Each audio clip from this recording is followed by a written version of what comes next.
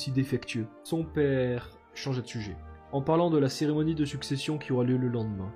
Celle-ci prend place une fois tous les 10 ans et notre protagoniste la considère comme débile. Lors de celle-ci, les lignées principales et secondaires de la famille se font directement face en réunissant tous les enfants de 10 à 15 ans. Ils vont s'affronter afin de pouvoir comparer leurs compétences et décider des héritiers dignes de la famille, alors que la lignée principale a eu le droit de s'entraîner tout ce temps et développer leur mana. Il s'agit clairement d'une tentative d'empêcher la lignée secondaire de prendre la place à la principale en contrôlant les nouvelles générations. Son père recourt vers la maison des invités.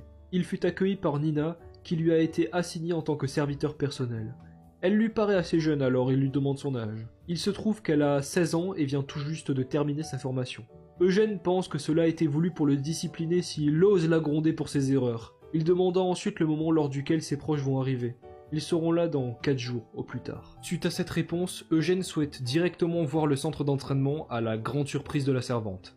Dans un autre coin du château, à l'abri des regards, 2 individus portant le blason de la famille principale parlaient d'Eugène qui vient d'arriver avec le même âge qu'eux. Le garçon se livre du regard. Xian était totalement battu et finit par s'écrouler au sol en un seul coup. Eugène a gagné sans l'ombre d'un doute. Ciel se tourne ensuite vers le gagnant en lui disant qu'il n'a pas gagné le match de manière honorable. D'après Eugène, il n'y a rien d'injuste. Le duel a commencé au moment où le mouchoir a été jeté. Son adversaire a seulement été négligent. Ciel fut finalement d'accord pour ce point, mais exprime un soupçon pour le fait qu'il se soit entraîné à utiliser le mana. Il lui assure qu'il ne l'a pas fait car cela est interdit à sa branche. Elle ne le croit toujours pas.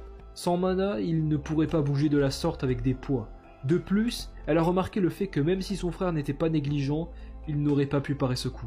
Eugène se mit alors à sourire. Dans tous les cas, elle voulait en savoir plus sur lui, ce qui fait sourire sa mère. Le lendemain, 3 enfants de la branche secondaire sont arrivés, nommés Dekons, Hansen et Louis. Eugène s'entraînait tranquillement lorsque Nina lui apprit la nouvelle, et le chef de famille est également arrivé. Sa servante était paniquée car il devait se changer et se laver en vitesse, mais s'il fait ça, il sera en retard. Autant y aller sans se changer. Alors que tout le monde attendait devant l'entrée, Eugène prêta attention aux personnes présentes. Il remarqua la mère de Xian et Ciel, Anisilia, mais aussi la première épouse Théonis, avec son fils aîné principal en droit de succession, Yod Lionheart. 2 hommes à cheval s'approchèrent de l'entrée. Le père de famille Gilead Lionheart, il acquiesce et s'en alla sans développer son propos. Ce qui les surprend, ils n'arrivent pas à cerner son comportement. Alors que la nuit fut tombée, Eugène s'entraînait rigoureusement à l'épée en enchaînant des attaques rapides tout en portant des sacs de sable sur ses bras et ses jambes. Alors qu'il était focalisé sur son entraînement, il remarqua la présence des 2 mêmes personnes qui le regardaient. Le garçon à grande carrure finit par s'approcher. Il retire sa chemise et contracte ses muscles. Eugène le regarda confus. Ce mec est un abruti. Il explique que sa famille a un traitement spécial pour la croissance des muscles, sans utiliser le mana et sans effet secondaire. Il lui demande s'il est intéressé. Désira le contredit en disant que ce produit fait pousser